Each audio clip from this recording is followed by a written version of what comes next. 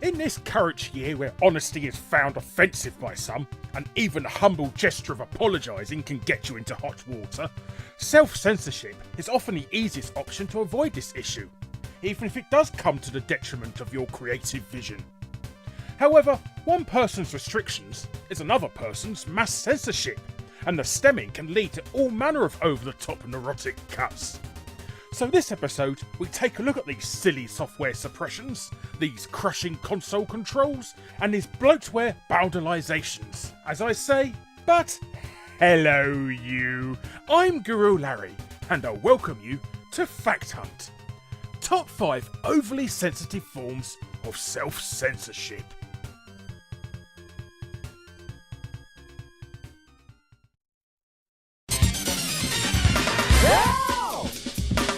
A lot of people assume censorship in video games didn't really come along until the early 90s and the release of games such as Night Trap and Mortal Kombat.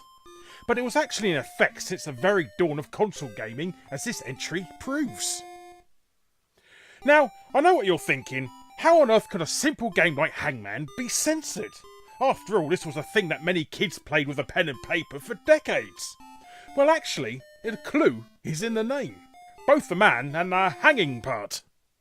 You see, when Atari produced the first version of VCS Hangman for testing and group evaluating, they became concerned that it promoted suicide with its depiction of a hanged man, even though said man looked like he was made out of Lego bricks.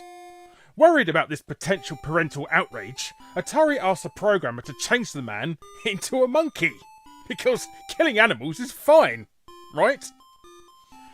Incidentally, the Atari 8-bit version of Hangman was left intact, as the California-based company felt that computer users were far more mature and responsible.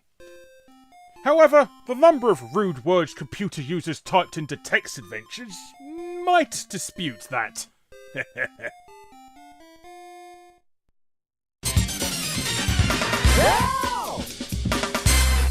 Back in 1985, British publisher Elite Systems were preparing to release their latest big-name coin-up conversion in the form of Capcom's seminal one-man army simulator, Commando.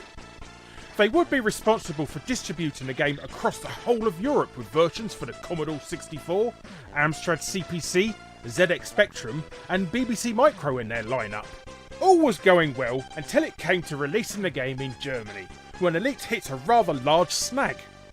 You see, pretty much all mention of the Nazis and the Second World War had been banned in Germany, and so the release of Elite's Commando was almost instantly blocked. In fact, the illegal display of Nazi imagery at the time was actually punishable by up to 3 years in prison. Germany was a hugely important market to UK software houses. At the time, it was the second largest market in Europe, so Elite had to find a way around this. So what was the answer? Why, change it to a space shooter, of course. And so Space Invasion was born. The exact same game with the Nazi soldiers lazily hacked into space robots and a new plot about some kind of alien invasion with you being mankind's last hope, yada yada yada and so on, blah blah blah. Many other games were also cancelled in Germany for the same reason, including id Software's Wolfenstein 3D. Perhaps the most famous Nazi-themed game ever released. This ban on Hitler-themed imagery continues to this very day, and it wasn't until 2014 and the release of the New Order that German gamers finally got to play a Wolfenstein game. Even then the German authorities insisted that all Nazi imagery be removed from their game.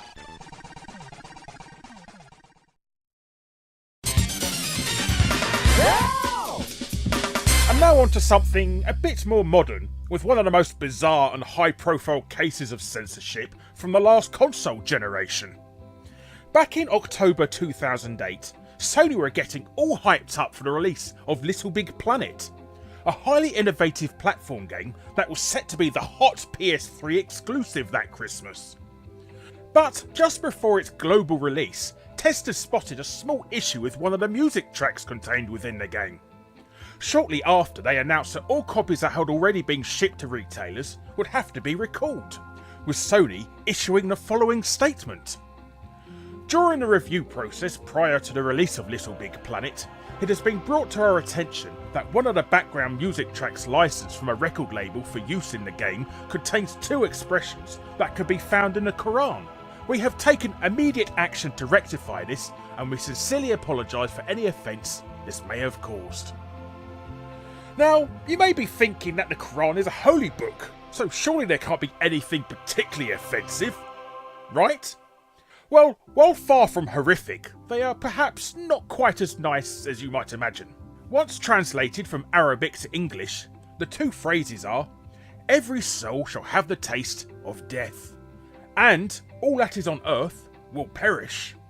So, probably not the greatest for a kiddie-friendly mascot gang.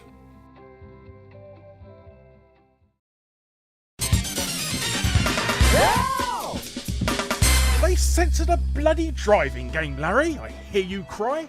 Well, yes, they most certainly did.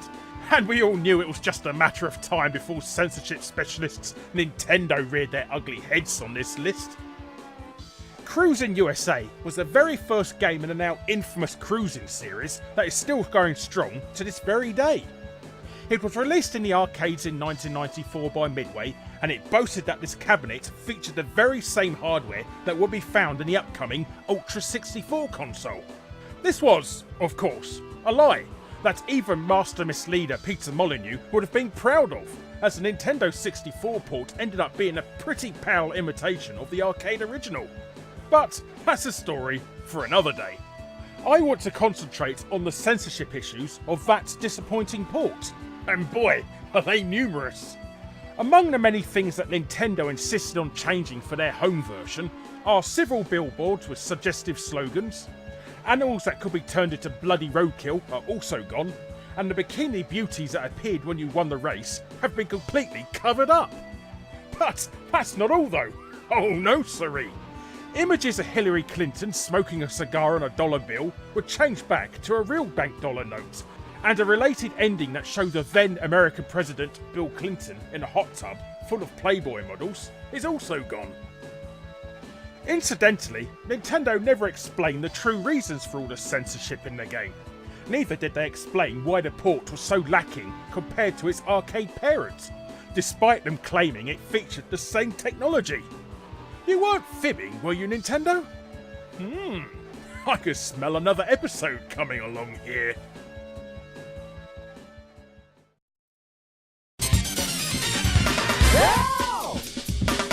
You know I always like to save the best until last in these videos, and boy, do we have a doozy.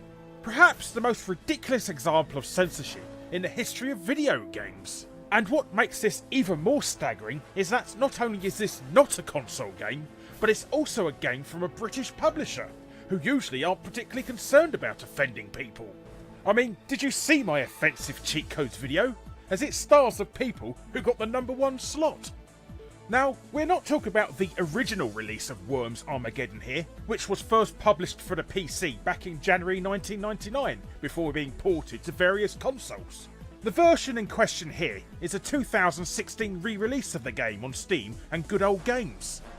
This digital download features a number of omissions from the original game, some of which are understandable, but the rest are absolutely absurd. Team 17 removed or altered some of their team flags due to their similarities to real-life logos, most notably the one that depicted the moniker of Aphex Twin. However, the removal of huge amounts of speech is another matter altogether. Anyone who's ever played a Worms game will be more than familiar with the way those wriggly scamps taunt you and offer up disparaging insults at every opportunity.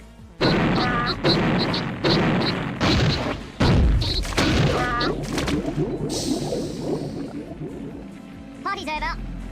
They've undoubtedly become one of the key elements of the Worms series.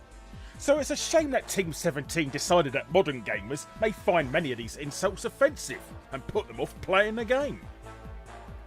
Interestingly, as soon as people realised what Team 17 had done, they set about creating patches for the game by ripping the missing assets from the original CD version. So if you like being taunted by pink floppy things, then there's still a way to do it without visiting public toilets.